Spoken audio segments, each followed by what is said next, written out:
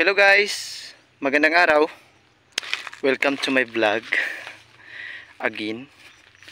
So, ito na guys. Nandito na tayo sa punto na nasa final na tayo. So, ito na ang final step or last na talaga pagdaan or pag-apak ng maraming apak ng mga farmer. Katulad dito dahil ito ay nasa na to ng mga ka-farm. Na tapos na yung pang-apat or ang iba ay pang-limang daan sa turtle or mudboat.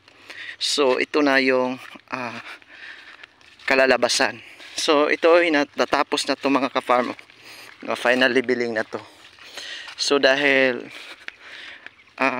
na final na to, na level na mga ka-farm, ay magtatanim na kami sa darating na Disyembre 20 sa araw ng Miyerkules. So ako lang na dumaan lang ako at nagre-shoot dito or nagre-record yan sa yung taga-sapil natin. Siyempre yan, kapatid ko yan. At saka ito yung fern or pako. While nagpainom sa baka, ako rin ay namulot or nanguha ng pako. So yun lang, ito lang pinakita ko sa inyo mga ka-farm. Pinasilip ko lang na ganito na yung palayan ko sa darating na Miyerkules, pitsa 20 ng Disyembre. Kami ay magpapatanim palay ng palay pala. Baka ano nang naisip nyo, itatanim ko dito. Basta ito na mga ka-farm. Tapos yung iba mga ka-farm, dahil kami nga ay mayroong dalawang STW, lalo na yung panahon natin ngayon o biglang gumanda talaga, sobrang maaliwalas.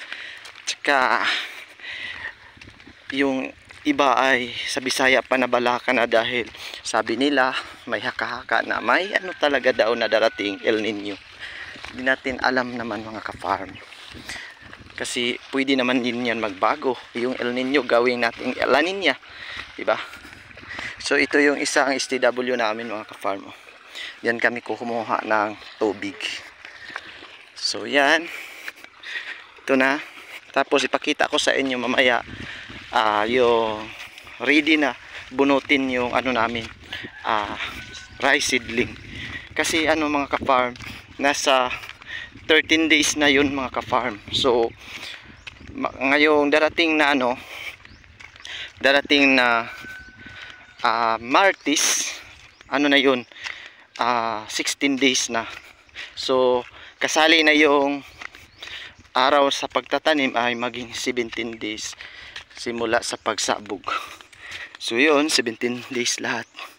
Yun ang edad ng ating palay bago itanim. So yan ang kabuuan naming palayan mga ka-farm. So pasensya na. Yan lang muna ang update muna natin ngayon mga ka-farm, dahil sobrang busy talaga. So thank you so much for watching guys.